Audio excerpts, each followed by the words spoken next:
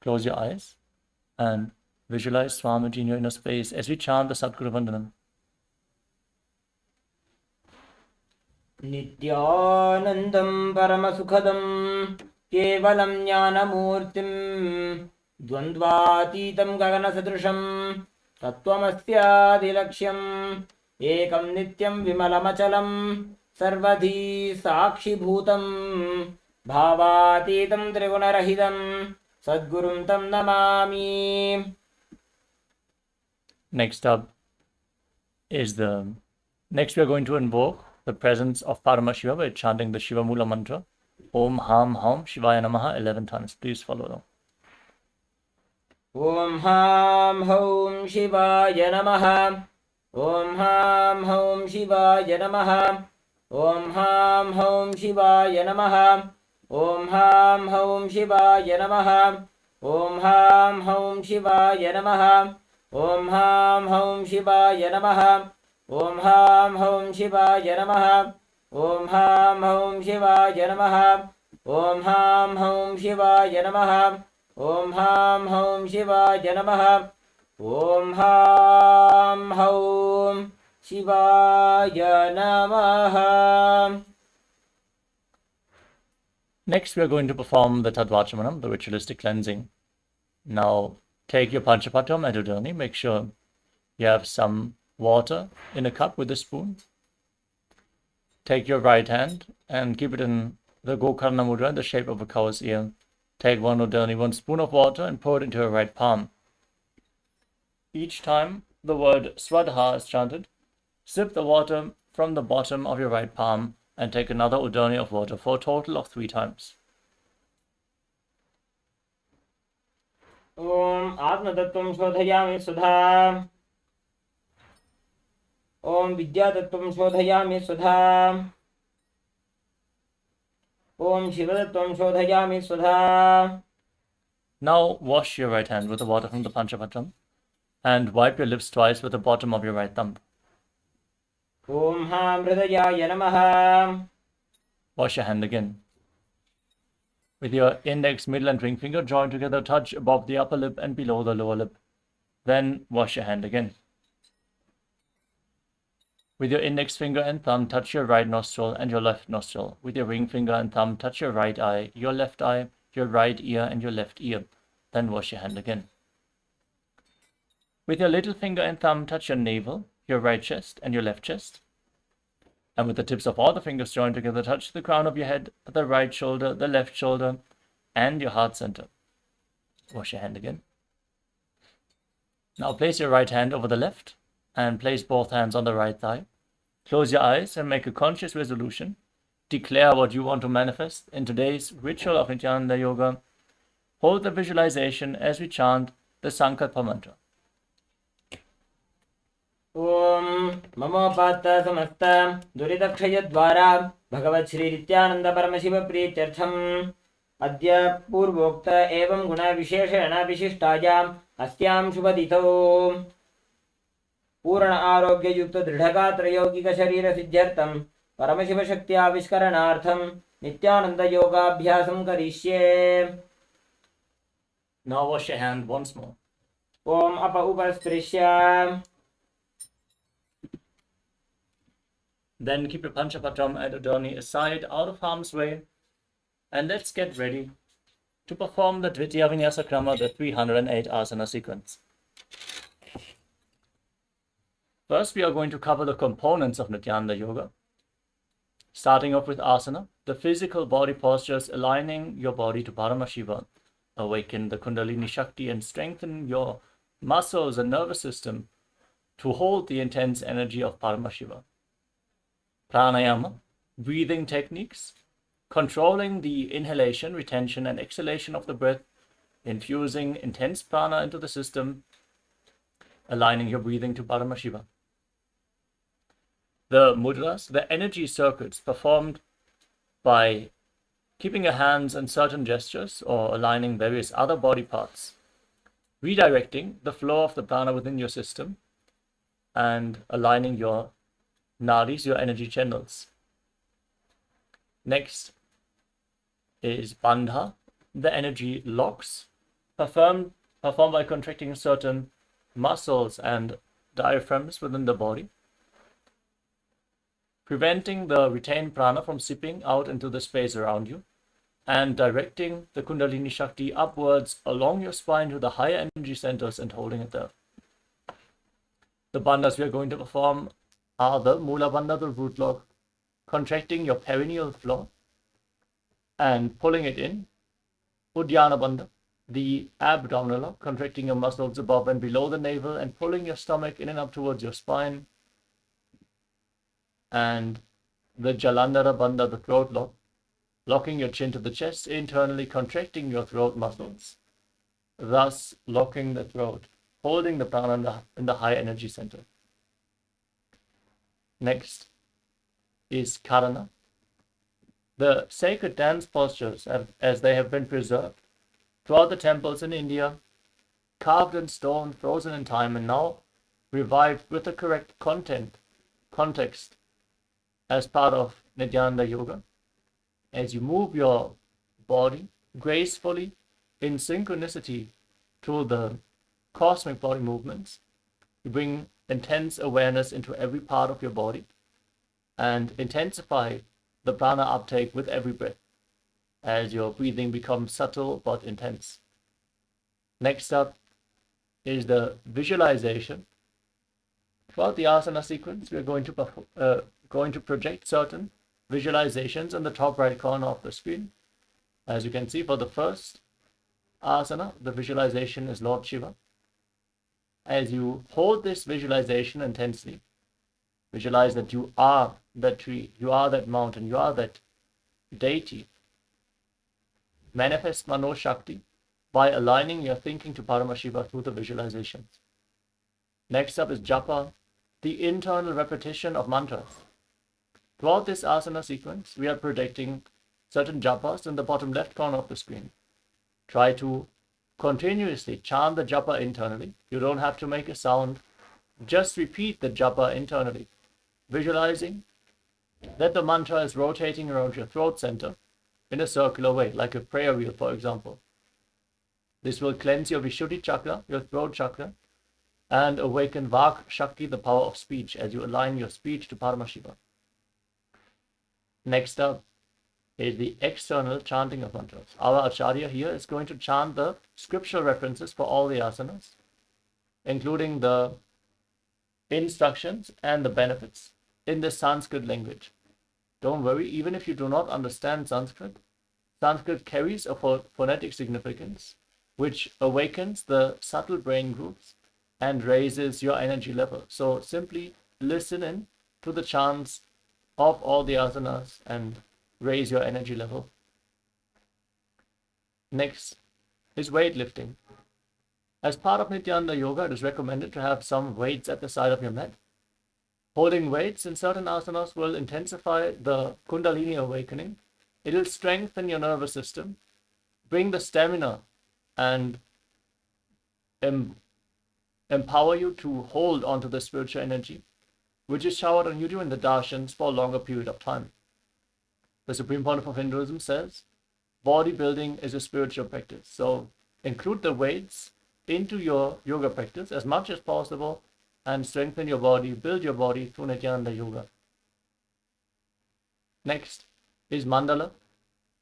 You can see in the background of our acharyas, we are predicting the Shri Yantra, the two-dimensional reflection of Mahadeva's very inner space.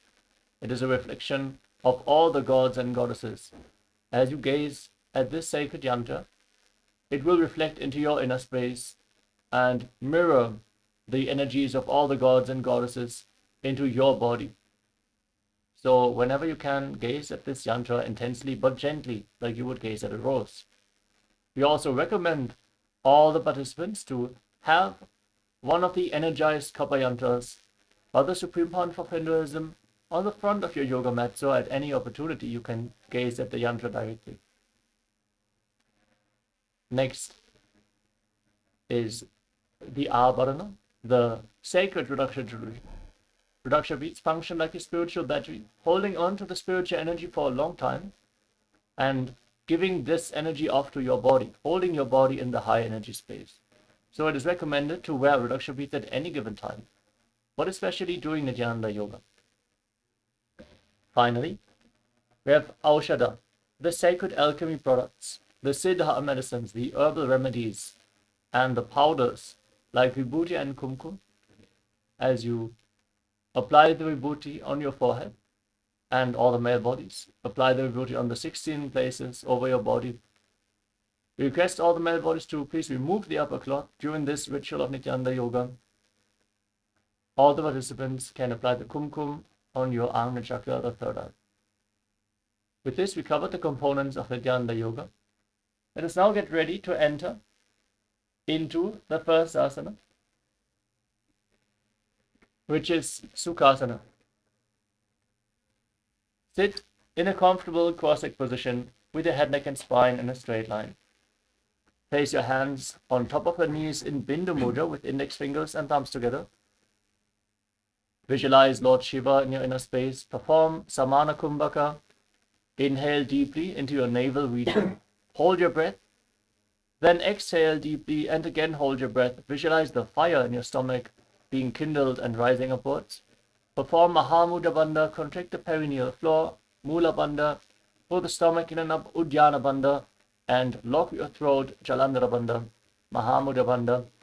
As you internally chant the japa Soham, Soham, Soham again and again in Sukhasana. तत्सुखासनमित्युक्तम् अशक्तस्तत्समाचरेत् आसनं विजितं येन जितं तेन जगत्त्रयम्. Now place your feet on top of opposite thighs. Sit in Padmasana.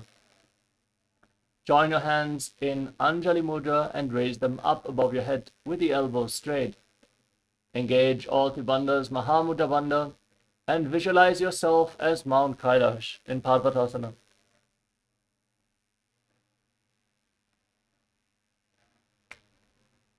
अथ वक्षे महादेव पर्वतासनमङ्गलम् यत्कृत्वा स्थिररूपी स्यात् षट्चक्रादिविलोपनम्. Now extend your legs forward and bring the soles of your feet together. Then interlock your fingers behind your back in Purusha Mudra and lean forward and down. Place your forehead on the ground behind the heels. Gaze towards the tip of the nose. Engage all three bandhas, Mahamudra Bandha, and visualize Swamiji in your inner space in Halipavasana. पूरव विधि जाहू में जानो उभय पगथली संपुटठानो पिष्टुपछेदो वो करल्यावो दक्षिण करसो वाम गहावो. Now rise up and extend your arms in front of your body. Cup your palms and place them on the ground in front of your feet as you again bring your forehead down behind the heels. Gaze to your nose and visualize yourself as a snake as you perform Mahamudra Bandha in Nagi Pavasana. पूरव विधि परि आगाने नीचो हो we कहूनि फणास्यो लगाई हाथ आगाने धरती लगावे पसारी दो वो हाथ की अंजुलि करे. Now rise up. Keep your hands in Prana Mudra. Extend index and middle fingers and hold little and ring fingers with your thumbs. Then catch the big toes and extend your legs forward and up. Then cross them into Padmasana. Lean forward and down onto your elbows as you engage Mahamudra Bandha and visualize yourself as a bird.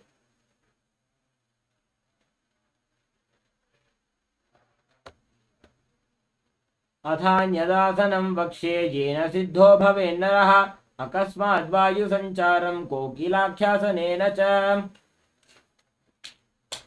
Now place one ankle on top of the opposite knee and the other ankle below the opposite knee. Hold on to opposite elbows and start rotating your arms in a circular motion.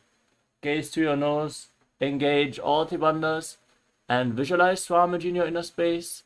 And every once in a while change the direction of the movement in Neti Asana. घोड़ा बाबा पाद की आशमा हिली सोजे दक्षचरण को बार लोता परिगुल्फ समोया. Now place your hands on the ground and raise your hips up high. Straighten your legs and scoop your head and chest forward and down again and again. Pull your stomach in and up in Uddiyana Bandha and visualize yourself as an elephant in Gajasana. न्युब्जं पादाग्रे भूमौ कृत्वा लम्बी भूया मस्तकाग्रे निधाय. From the same position, now press one heel into the ground and lift the other heel up, alternating again and again. Engage Uddiyana Bandha, the abdominal lock, and visualize yourself as a bear in a Rikshasana. एकैकं पादमाकुञ्च गजासनं कुर्यात् वृक्षासनं भवति. Now rise up. Stand on the tips of the big toes if you can, otherwise stand on the tips of your toes. Bring your hands to the chest, with index, middle and ring fingers joined together in Hridaya Mudra. Pull your stomach in and up, and visualize Swamiji in Vaishyasana. केशेन पादयुगलं बद्ध्वा तिष्ठेत् अधोमुखः अथ वैश्याः वक्षे यत्कृत्वा सत्यवान् भवेत्. Now stand in Adimandi posture as we enter the first karana. Bring your heels together, toes pointing outwards and knees bent.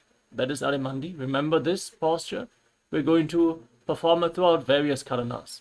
Now bring your hands to the chest and then raise one knee up along the center of your body and follow along with the respective hand again and again in Urdhva Janu Karana.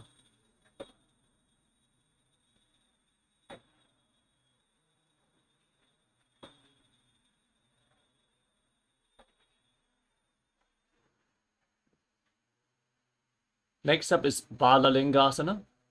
Now interlock your fingers from the outside in Sarva Shankari Mudra. Raise one knee up towards your chest and pull it close with both hands. Stand straight like a rod.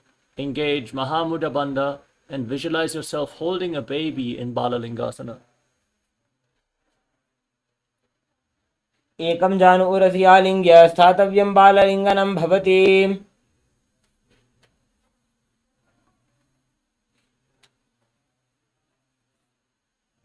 Now pull the foot behind towards your buttocks with both hands interlocked in Parasha Mudra. Engage Mahamudra Bandha and visualize Swamiji in Padapidanasana. स्थित्वैकस्मिन् पादतले कराभ्यां वेष्टयेत् तनुं पृष्ठे संस्थाप्य यत्नेन पादपीडनमासनम्. Now hold the sole of the foot from the inside and kick the leg back and up as you extend the other hand forward in Bindu Mudra. Visualize yourself as Lord Nataraja in Natarajasana. उत्तानपादं क्रौञ्चं च मरीचिं वीरभद्रकं नटराजं त्रिकोणं च सुप्ताङ्गुष्ठप्रसारणे.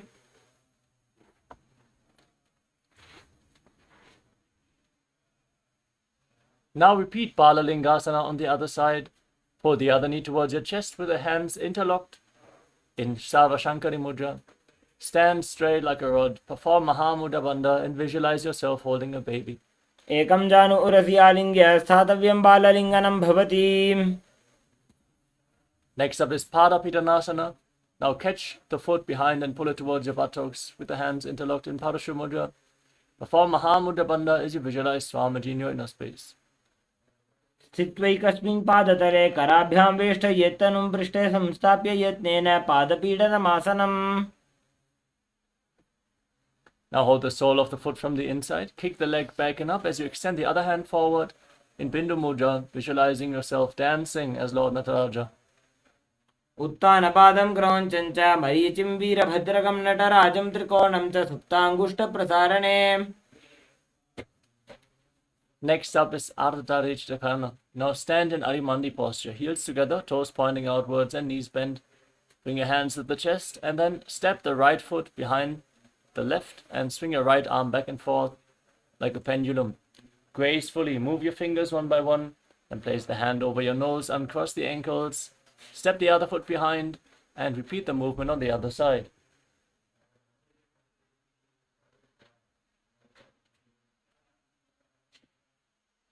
Next up is the skeleton dance. Now visualize yourself as a skeleton and shake your body intensely. Hold the visualization that you are mere bones and shake every bone of your body intensely. Whenever you lose the visualization, don't stop dancing, just return to visualizing yourself as a skeleton.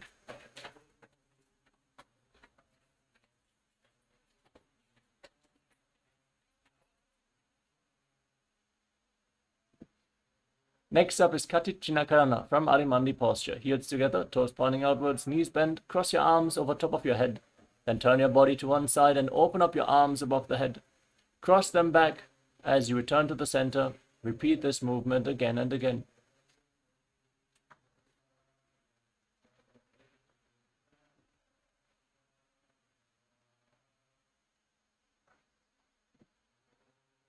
Next up is Tadasana. Now stand on the tips of your toes and raise your arms up parallel above your head. Visualize yourself as a palm tree as you perform Mahamudra Bandha and internally chant the new japa Shivoham. महामुद्राबद्ध कोनो ताड़ासन विभेदकान् विनोतानं सदा कुर्यादन्तर्वत्नी पतिप्रिया. Now lean forward and down and place your hands on the ground if you can. Otherwise, just lean down as low as possible. Bring your head close to the knees. Engage Mahamudra Bandha and visualize Swamiji in Uttanasana. महामुद्राबद्ध कोनो ताड़ासन विभेदकान् विनोतानं सदा कुर्यादन्तर्वत्नी पतिप्रिया. Next up is Tarakshvasana. Walk your hands forward into a plank position. Lock your chin to the chest in Jalandhara Bandha and rotate your head from side to side as you visualize Swamiji in your inner space. गजासनवस्थित्वा मस्तकं वारं वारं दक्षिणकुक्षिं सव्यकुक्षिं नयेत्. Now lower your body down onto your stomach. Keep your hands at the side of your chest and raise your head and chest up by the strength of your lower back. Open up your mouth wide and visualize yourself as a cobra as you inhale through the hollow of your throat in Bhujangasana. अङ्गुष्ठनाभिपर्यन्तम् अधोभूमौ विनिन्यसेत्. कराभ्यां च धरां धृत्वा ऊर्ध्वशीर्षफणीवहि. Now push your body back up into the plank position and alternate pulling one knee in towards your chest back and forth. Breathe calmly through your nose, leading the prana along your spine and holding the breath on and off along the various energy centers along your spine in Sahadra Kumbhaka as you visualize Swamiji in Shashasana. गजासन संस्थितो जानुद्वयमाकुञ्च वारं वारं कर्तव्यं शशासनं भवति. Now step one foot forward in between the two hands. Simultaneously jump the front foot back and bring the other foot in between the hands again and again as you visualize yourself pulling a chariot in Rathasana. गजासन संस्थितो एकैकं पादं पुरोमार्गेण भ्रामयित्वा कर्तव्यं रथासनं भवति. With one foot at the front, rise up. Bend your front knee at a 90-degree angle as you keep the back toes facing sideways. Raise your arms up parallel above your head. Pull your stomach in and up in Uddiyana Bandha, gaze to your third eye, and visualize yourself as Lord Virabhadra in Virabhadrasana. वाधिष्ठमथ कौण्डिन्यम् ऊर्ध्वकुक्कुटमेव च अष्टावक्रमथोत्तानं मयूरं सेतुबन्धनम्. Now step the other foot forward. Bend the front knee, raise your arms, pull your stomach in and up, gaze up as you visualize yourself having 8 arms as Lord Virabhadra in Virabhadrasana. वासिष्ठमथ कौण्डिन्यम् ऊर्ध्वकुक्कुटमेव च अष्टावक्रमथोत्तानं मयूरं सेतुबन्धनम्. Now stand on one leg and raise the other foot up towards the inner opposite thigh with the heel against the perineum. Join your hands in Anjali Mudra and raise them up above your head. Keep your elbows straight, engage Uddiyana Bandha, the abdominal lock, and visualize yourself as a tree in Vrikshasana. वामोरुमूलदेशे च याम्यं पादं निधायतो तिष्ठेतु वृक्षवद्भूमौ वृक्षासनमिदं विदुः. Now bring the raised foot on top of the opposite hip and join your hands in front of your chest in Namaskara Mudra as you visualize yourself as Lord Garuda in Garudasana. गरुडासनमावक्ष्ये येन ध्यानं स्थिरं भवेत् सर्वदोषाद्विनिर्मुक्तो भवतीह महाबली. Now bring the other foot up towards the perineum. Join your hands and raise them up above your head as you repeat Vrikshasana, the tree posture on the other side. वामोरुमूलदेशे च याम्यं पादं निधायतो तिष्ठेतु वृक्षवद्भूमौ वृक्षासनमिदं विदुः. Now bring the raised foot on top of the opposite hip and join your hands in Namaskara Mudra in front of your heart center as you visualize yourself as Lord Garuda in Garudasana on the other side. गरुडासनमावक्ष्ये येन ध्यानं स्थिरं भवेत् सर्वदोषाद्विनिर्मुक्तो भवतीह महाबली. Yes, it is nice to see Ma Nityananda Shakti brought a little guest today, who himself brought a little guest to this yoga session. Nice to see you perform all the asanas. Now step one foot forward and extend the other foot far back with the back toes facing sideways. Extend your arms out parallel to the ground and lean forward and down. Place one hand to the foot, raise the other arm up. Align your shoulders as you gaze up towards the sky. And visualize yourself as a triangle in Trikonasana. उत्तानपादं क्रौञ्चं च मरीचिं वीरभद्रकं नटराजं त्रिकोणं च सुप्ताङ्गुष्ठप्रसारणे. Now rise up, change the position of your feet, extend your arms, lean down towards the other foot, raise your arm up, gaze up, and again visualize yourself as a triangle in Trikonasana. उत्तानपादं क्रौञ्चं च मरीचिं वीरभद्रकं नटराजं त्रिकोणं च सुप्ताङ्गुष्ठप्रसारणे. Next up is Nikuttaka Karana from Arimandi posture. Heels together, toes pointing outwards and knees bent. Raise one heel off the ground and bring your hands in front of your chest with the palms facing each other. Now stomp the raised heel down, lift the other heel up, and exchange the position of your hands again and again.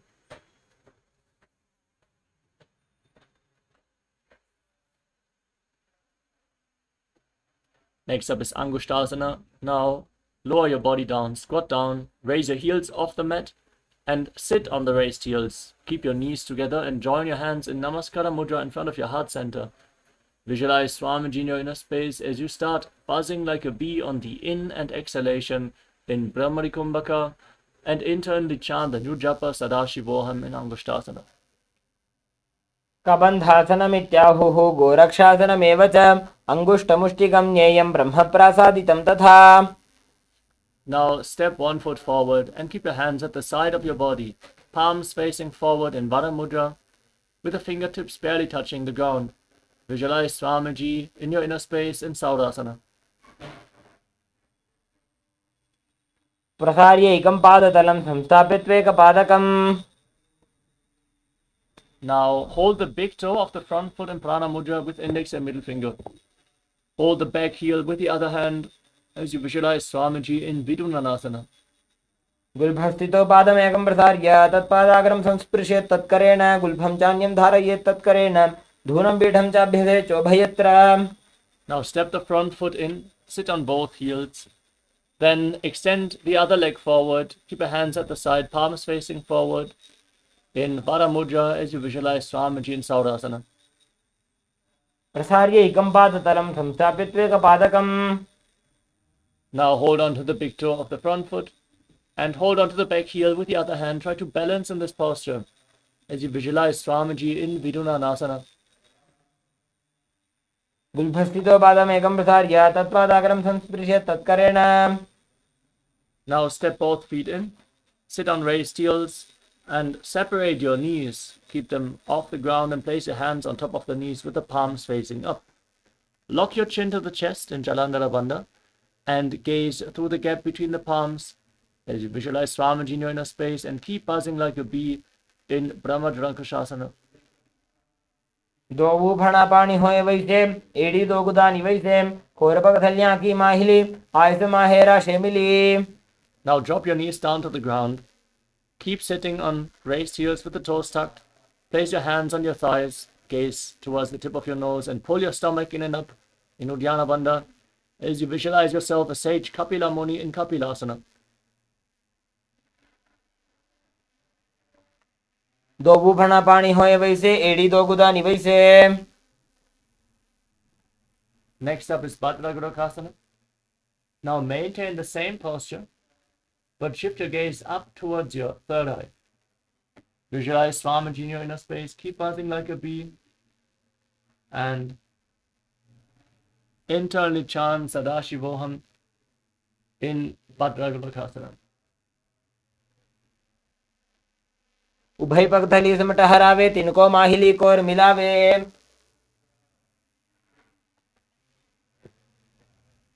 The next asana is Suryasana. As you tuck the toes and bring the soles of the feet together, separate your knees and raise your perineum onto the heel. Join your thumbs and little fingers and open up your palms, resembling a lotus flower in Padma Mudra. Raise your arms up above your head. Gaze up through the gap between the palms. Pull your stomach in and up in Uddiyana Bandha and visualize Lord Surya in your inner space in Suryasana. एड़ी दो गुदा तरियाणे भणा पानी बैठक पुनिठाने. Next up is Mandukasana. Now place your knees down on the ground and place your feet flat. Keep your hands on the knees, gaze towards your third eye, and visualize yourself as a frog as you press your tongue flat against the palate of your mouth and breathe calmly through the nose in Sahadra Kumbhaka and Mandukasana. पादतलौ पृष्ठदेशे अङ्गुष्ठे द्वे च संस्पृशेत् जानुयुग्मं पुरस्कृत्य साधयेन्मण्डुकासनम्.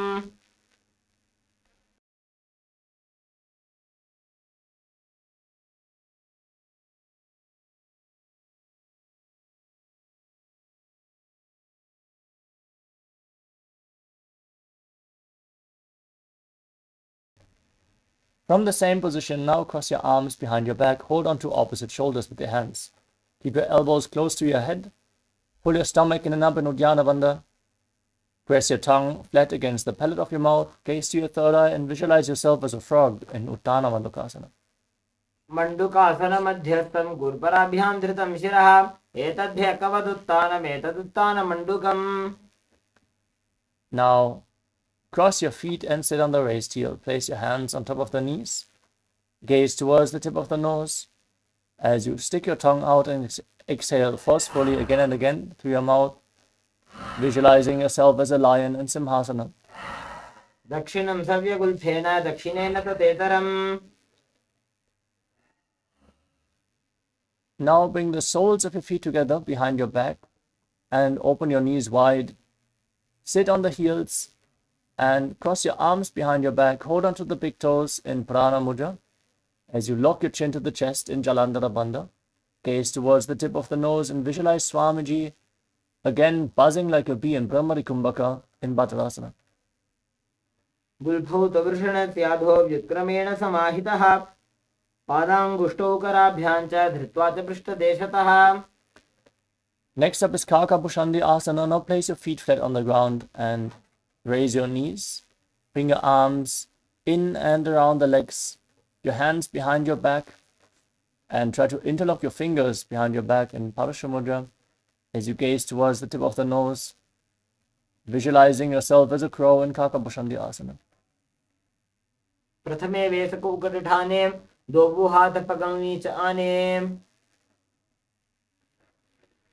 Next up is Kani Pavasana. Now place your hands on the ground, shoulder width apart. Bring your knees onto your arms towards your armpits. Raise your hips, straighten your legs, lean forward, and lift your feet off the ground. Balance on your arms as you visualize Swamiji in Kani Pavasana. आसन को गुण आशीर्षिता हुई तो आछी हुई. The next asana is Kapali Asana. This is going to be the first inverted posture of this sequence. Requesting all the participants who suffer from any neck or spine injuries or high blood pressure, as well as pregnant women, to please do not perform any of the inverted postures before you consult your doctor to find out whether this is safe for you. Also, we request all the pregnant women or women who suspect they might be pregnant to not perform any of the forward bends of this sequence. So let us now enter into Kapali Asana. If you feel unsafe performing a headstand, you can also lean against a wall or ask a partner to assist you in these asanas. Place your head on the ground, form a triangle between your head and your hands. Bring your knees onto your arms, your hips above the shoulders. Then raise your legs up. Bring the knees above the hips, the ankles above the knees. Slightly push your hips forward as you gaze to the tip of the nose and visualize Swamiji still buzzing like a bee in Kapali Asana. शीश शीशा धरती टेकी पगदो भूमि लेवा ऊंचा कुकरे. Gently lower your legs down. Now we're going to perform Rechaka Kumbhaka for the next few asanas. Exhale fully and hold your breath with every exhalation. Now place your hands on the ground from a squatting position. Align one knee and the hip with your elbows as you twist your body to one side. Then lean forward. Balance on your elbows as you extend your legs out to the side. Gaze to your third eye and visualize yourself as a peacock in Parshvamayurasana. मयूरं दंडवत् कुर्यान् मायूरं दंडनामकम्. Now twist your body to the other side. Again, align your knee and the hip. Lean forward, find balance, lift your legs off the ground and extend them out to the side as you gaze towards your third eye and visualize yourself as a beautiful peacock in Parshvamayurasana. मयूरं दंडवत् कुर्यान् मायूरं दंडनामकम्. Now walk your hands forward, keep your feet back into Shavasana, the plank position. Then step one foot forward in between the two hands and gaze up, push your hips forward, raise your head and visualize yourself as Lord Kala Bhairava in Bhairaganatha. आसन को गुण पीति जागी. Now step the front foot back and bring the other foot outside the shoulder in between the two hands. Gaze towards your third eye as you visualize yourself as Lord Kala Bhairava and Bhairaganatha on the other side. आसन को गुण पीति जागी. Now step the front foot back and bring your forearms on the ground. Raise your hips and raise your head. Gaze upwards towards your third eye as you visualize Swamiji in Unmukha Pitasana. भुञ्जस्तौ जानुनि हस्तौ चतुष्पदमवाङ्मुखम्. Now rise back up onto your hands and rotate your body. Lift one arm up towards the sky as you gaze up along the raised arm. Keep your shoulders aligned and your body straight as a plank as you visualize yourself as Sage Vashishta and Vashishtasana. ऊर्ध्वकुक्कुटवासिष्ठमरीचिः मत्स्यकं परिवृत्तिं चोत्रस्य विविधं धनुरासनम्. Now raise the other arm up, rotate your body in the opposite direction. Again, lift the arm, gaze up, keep your body straight, neither bulge nor dip. Keep your body straight as you visualize yourself as Sage Vashishta and Vashishtasana on the other side. ऊर्ध्वकुक्कुटवासिष्ठमरीचिः मत्स्यकम्. Now come to a seated posture with your legs extended forward. Place your hands underneath the buttocks with the palms facing up. Lock your chin to the chest in Jalandhara Bandha and gaze towards the tip of your nose as you internally chant the new japa Mahasadashivoham and visualize yourself as Lord Hanuman in Anjani Asana.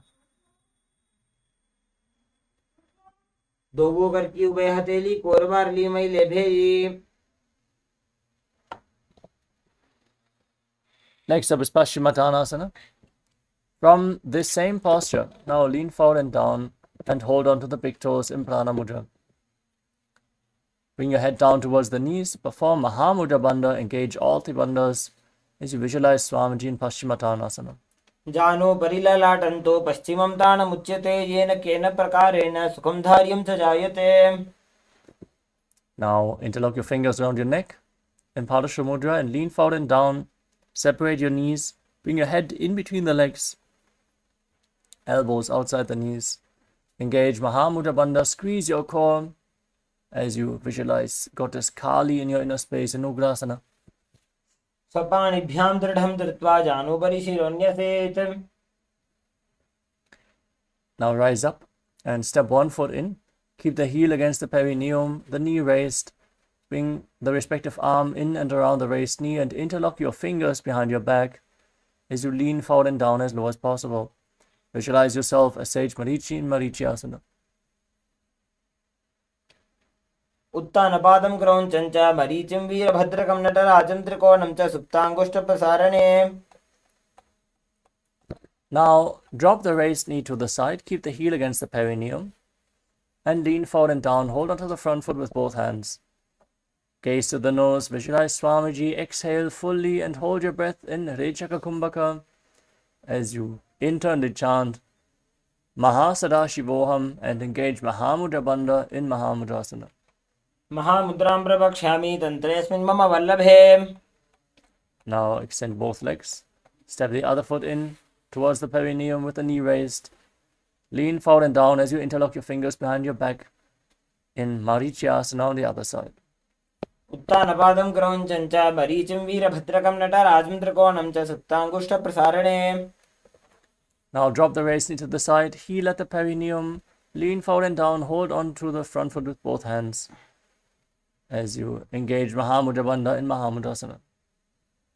महामुद्रां प्रवक्ष्यामि तन्त्रेऽस्मिन् मम वल्लभे. Now bring the soles of your feet together in front of your body. Interlock your fingers around the toes and pull your feet in towards your perineum. As you push your knees down to the ground as much as possible, try to touch the ground with your knees as you gaze up towards your third eye and visualize Swamiji in Bhadrasana too.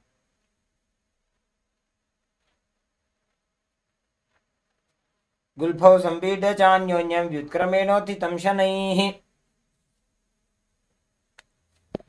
Now extend your feet away from the body and place your hands on the respective knees. Keep your toes together and separate your heels. As you lock your chin to the chest in Jalandhara Bandha and gaze towards the tip of your nose, visualizing Swamiji in Gvalipavasana. पूर्वचर्पट चौक गख्यो सोजी वाही विद्यो कीजे sooji. Now bring your feet back in towards the perineum. Hold the soles of your feet with all 10 fingers and then lean forward and down. Place your forehead on the ground. Gaze to your nose and visualize Yoni Mandala, the visual representation of Devi Paramashiva Shakti in Joni Asana. पूर्व विधि परिपक थली संपूर्ण शोल एड़ी मिली राशे. Now extend your feet away from the body. Keep your heels together and separate your toes. Extend your arms out to the side and place your forehead and your palms on the ground. Gaze towards the tip of the nose and visualize Swamiji in Midakipavasana. पूर्व विधि परिपक थली संपूर्ण शोल एड़ी मिली राशे. Now bring your feet back in towards your body. Rise up. Bring the toes together and keep your heels apart as you scoop your hands below the shins and place your face on the ground in front of your feet with your toes touching your throat if you can. Gaze towards the nose and visualize Lord Surya in your inner space in Siddha Samadhi Asana.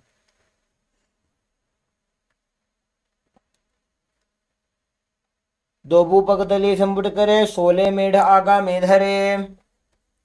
Next up is Chinaki Pavasana. Now rise up. Bring the heels together and separate your toes. Hold onto your feet and open them up like a book. As you press your elbows down onto your thighs, gaze to the nose and visualize Swamiji in your inner space. दो भूपक की एड़ी धरती मगिवा मेढ़ लगावे. Next up is Charapata Chokasana. As you keep the soles of the feet together, place your hands on the respective knees and gently push them down to the mat. Pull your stomach in and up in Uddiyana Bandha. Gaze up towards your third eye. Keep your back straight and visualize Swamiji in Charapata Chokasana. दो भूपक तली संपुट धारे आगा ने करे जा रे पसारे. The next asana is Bhairavasana. Now keep the soles of the feet together and raise your heels off the mat. Rotate your feet. Bring the toes down. Use the support of your hands if needed. Then push your knees to the ground and place your hands on top of your knees in Bindu Mudra with index fingers and thumbs together. Gaze up towards your third eye. As you pull your stomach in and up in Uddiyana Bandha and visualize yourself as Lord Kala Bhairava in Bhairavasana.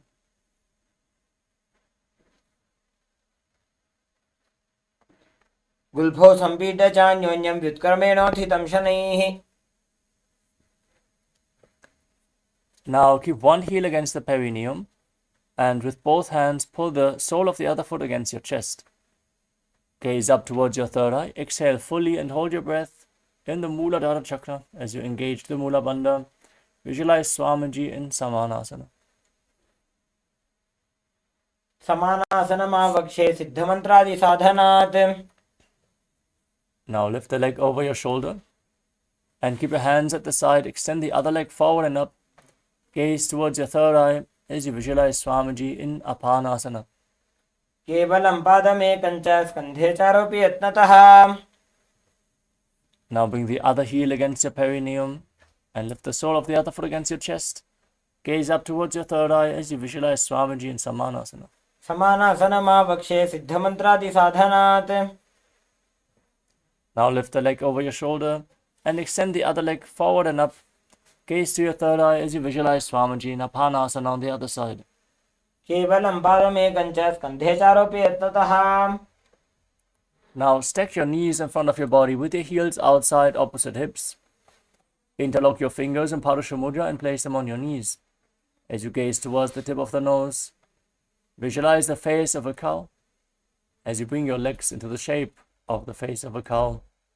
Press your tongue up against the palate of your mouth and hiss through your teeth on the inhalation without your tongue touching the teeth in Siddhkari Kumbhaka, internally chanting the new japa Om Nityanandoham in Gomukhasana. सव्ये दक्षिणगुल्फं तु पृष्ठपार्श्वे नियोजयेत्. Next up is Anasuyasana. Hold onto the big toes and pull your stomach in and up in Uddiyana Bandha. Gaze to the nose as you visualize yourself as Rishika Anasuya.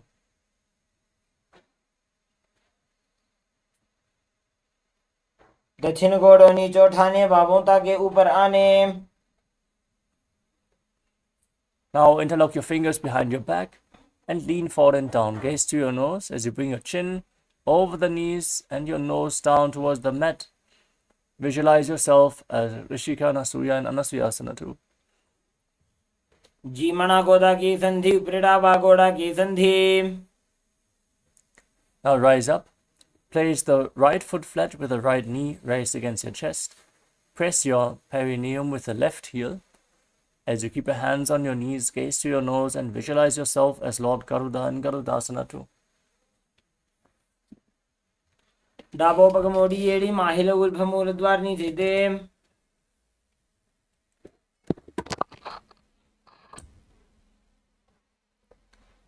Now raise your perineum onto your heel and interlock your fingers around your neck. Twist your elbows outside the raised knee as you gaze up towards your third eye and visualize yourself as sage Narada in Naradasana. पिष्ठ जुबाम पगदली गेरी, भूपरिता ही लगावे फेरी. Now place the left foot on top of the right thigh. Hold on to the right shin with your left hand and hold on to the right big toe with the right hand in Prana Mudra. Gaze towards the tip of the nose as you visualize Matsya, the fish avatar of Lord Vishnu in Matsya Pitakasana. वामेन वामांगुष्ठं तु गृहीतं मत्स्य पीठकम्. Now again stack your knees in front of your body, heels outside the hips. Interlock your fingers on the knees. Gaze towards your nose as you visualize the face of a cow in Gomukhasana, still hissing through your teeth on the inhalation in Siddhkari Kumbhaka. सव्ये दक्षिणगुल्फं तु पृष्ठपार्श्वे नियोजयेत्. Now hold on to the big toes in Prana Mudra and pull your stomach in and up in Uddiyana Bandha as you gaze to your nose in Anasuyasana. दक्षिण गोड़ नीचे उठाने, बाहों ताके ऊपर आने. Now interlock your fingers behind your back and lean forward and down.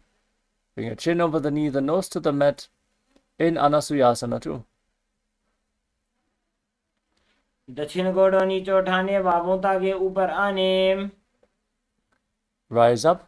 Place the left foot flat on the mat with the left knee against your chest, the right heel pressing your perineum, hands on the knees, gaze towards your nose as you visualize yourself as Lord Garuda and Garudasana too. डाबो पग मोड़ी येड़ी, माहिलो Gulf मूलद्वार नीचे दे. Now raise your perineum onto the heel, interlock your fingers around your neck, and twist your elbows outside the raised knee as you gaze up towards your third eye and visualize yourself as sage Narada and Naradasana on the other side. पिष्ठ जुबाम पगदली गेरी, भूपरिता ही लगावे फेरी. Now place the right foot on top of the left thigh, hold onto the left shin with your right hand and catch the left big toe with the left hand in Prana Mudra. Gaze towards the tip of the nose and visualize Matsya, the fish avatar of Lord Vishnu in Matsya Pitakasana. वामेन वामांगुष्ठं तु गृहीतं मत्स्य पीठकम्. Next up is Matsya Indrasana. Now place the left foot onto the right thigh and raise the right knee. Twist your left elbow outside the raised knee. Place the left hand by your neck and the right hand on the ground behind you. Twist your spine, gaze up towards your third eye, and visualize sage Matsya Narada in Matsya Indrasana. उदरं पश्चिमाभासं कृत्वा तिष्ठति यत्ततः. Next up is Kubhasana. Now extend the front hand down towards the big toe. Catch the big toe with your left hand in Prana Mudra as you place the right hand on the respective ear. Twist your body, gaze back and up towards your third eye as you visualize yourself as a camel in Kubasana. आसन को गुना झोलो जाए. Now place the right hand on the ground behind you. Keep holding onto the front foot as you visualize Sage Matsyendranatha and Matsyendasana too. Matsyendra Peetham जटल प्रदीप्तिम प्रचंड रुकमंडल खंडनास्त्रम. Now extend both legs forward.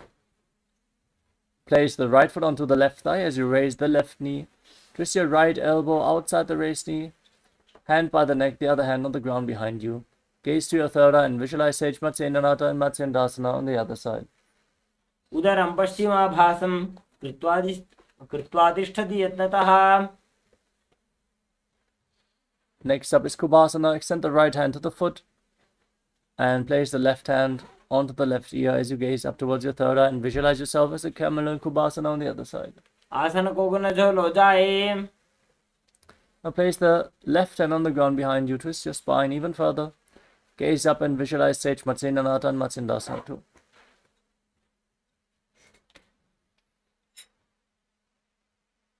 Matsyendra Peetham जटल प्रदीप्तिम प्रचंड रुकमंडल खंडनास्त्रम. Next up is Padmasana. Now place your feet on top of opposite thighs. Keep your hands on your knees. Gaze towards the tip of the nose. Engage Mahamudra Bandha, all three bandhas, as you visualize yourself as Lord Shiva. Internally chanting the new japa Om Nityananda Mahasadashivoham and breathing in Sitali Kumbhaka. With the tongue against the back of the teeth, hiss through your teeth on the inhalation and exhale through your nose in Padmasana. वामे आसनं द्विधं प्रोक्तं पद्मं वज्रासनं तथा. Now cross your arms in front of the body and hold onto the big toes in Prana Mudra. Gaze towards the tip of the nose, contract the perineal floor in Mula Bandha as you visualize yourself as Goddess Parvati, the consort of Lord Shiva in Padmasana too. उत्तानौ चरणौ कृत्वा ऊरू संस्थोपय यत्नतः. Now bring your hands through your legs, place your palms flat on the ground, then straighten your arms, lift your entire body off the mat and balance as you breathe calmly through your nose in Sahaja Kumbhaka, visualizing yourself as a rooster in Kukkutasana. पद्मासनं सुसंस्थाप्य नान्वोरन्तरे करौ. Keep your legs in Padmasana and rise up onto your knees. Place your hands on the ground, flat with the fingers pointing towards your knees. Bend your elbows, bring them in towards your navel. Lean forward and balance as you lift your knees off the ground. Keep your body as straight as possible as you visualize Swamiji in Baddha Kikyasana. धरामौष्टभ्यकरद्वयेन तत्पूर्वपरिस्थापिता नाभिपार्श्वः. Now extend your legs back into Mayurasana. Still with your hands flat on the ground, fingers pointing towards your body, bend your elbows towards your navel, lean forward, find balance and lift your legs up straight. Hold this posture as you visualize yourself as a beautiful peacock in Mayurasana. अथ वक्षे महादेव मयूरासनम् उत्तमम्. Now lay down on your stomach. Interlock your hands around your neck in Parashamudra. Turn your feet so the heels are on the ground and the toes are pointing to the side. With your forehead on the mat, visualize yourself as a crocodile in Makarasana. अध्यासशेते हृदयं निधाय भूमौ च पादौ च प्रसार्यमानौ. Now place your hands on the ground next to your shoulders and raise your legs off the ground and hold as you visualize yourself as a locust in Shalabhasana.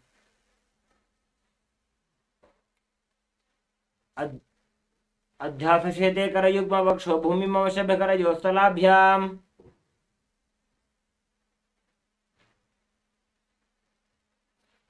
Now bend your knees and hold on to your feet. Pull your feet outside the hips. Try to touch the ground with your heels as you visualize yourself as a camel in Ushtasana. अध्यासशेते पदयुग्मं व्यस्तं पृष्ठे निधायापि धृतं कराभ्याम्. Now come to hold your feet and kick your legs back and up as you raise your head and chest. Gaze up towards your third eye as you visualize yourself as Pinaka, Lord Shiva's bow, in Dhanurasana. प्रसार्य पादौ भुजदण्डरूपौ करौ च पृष्ठे धृतपादयुग्मम्. Now come to a kneeling posture. Keep your heels outside the hips, the toes touching behind. Hands on the knees, gaze towards your third eye. Breathe calmly through your nose. Visualize Swamiji and internally chant the new japa, Om Nityananda Paramashivoham in Bhagasana.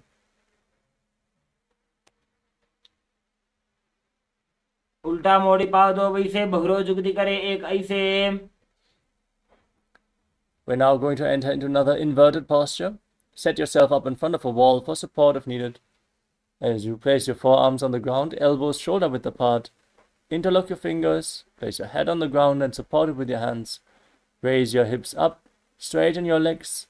Align your hips with the shoulders as you walk your feet forward, and then lift your legs off the ground. Keep your knees bent and pull them in towards your chest. Squeeze your body into a ball. Try to touch your knees towards your chin. As you gaze to the nose, breathe calmly in Sahaja Kumbhaka and visualize Swamiji in Gohi Asana. दोबो हाथ की कहोनी जोजी पुनः कलाई जाने दो जी. Now extend your legs up straight into Shirshasana. Keep your knees above the hips, ankles above the knees, your hips slightly forward. Breathe deeply and calmly through your nose as you gaze to the nose and visualize Swamiji in Shirshasana. विपरीतं मण्डलं च द्विधैव विदितं हिनः. Gently lower your legs down and come to a seated position with the legs extended forward. We're now going to perform a sequence of rapid exhalations in Bastika Kumbhaka. Contract your abdomen and push the air out of your lungs like the bellows of a blacksmith again and again. Don't inhale actively, just push the air out. Naturally, air will flow back into your lungs. Exhale again and again throughout the next few asanas, starting off with Podhyasana. Hold on to your calves and extend your legs up vertically in front of your face with the knees as straight as possible. Visualize Swamiji in your inner space in Podhyasana. दोबो हाथ पग बाहर आने घोड़ा तरे काकसी ठाने. Now, bring your hands behind your back, hold on to opposite shoulders, gaze to your third eye, keep rapidly exhaling as you visualize yourself as a mace in Parigasana. दोबो हाथ पग बाहर आने घोड़ा तरे काकसी ठाने. Now extend your arms out in front, parallel to the ground, or place your elbows down for support if needed, as you gaze to your third eye and visualize yourself as a boat in Naukasana. उत्तानशयनं कृत्वा पादौ मिलित्वा प्रसाद्य. Now scoop your hands below the feet, keep the soles of the feet together, and pull your feet against your chest as you gaze to the tip of the nose and visualize yourself as Lord Rudra in Rudrasana. पगतली संपुट करी हाथ पग उचाजी. Now relax. You can breathe calmly and lay down on your back. Keep your feet flat, the knees raised, and place your palms on the ground behind the heels. Push your hips off the ground, contract your perineal floor. Push the retained air upwards within your body, but prevent it from escaping your lungs by locking your throat intensely in Jalandhara Bandha. Hold your breath for a long time. This forms Murcha Kumbhaka, which forces the prana into the central nadi, the Sushumna nadi, and leads to a state of swooning in the yogi. Gaze to the nose and visualize Swamiji in Unmukha Pitasana too. ऊर्ध्वे च जानुनि कृत्वा शवित्वोर्ध्वमुखं तथा.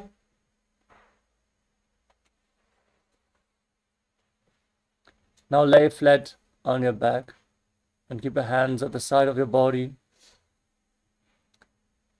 Contract the perineal floor and pull the Kundalini Shakti upwards along your spine from the Mooladhara all the way to the Sahasrara chakra, from the root of your spine all the way to the crown of your head.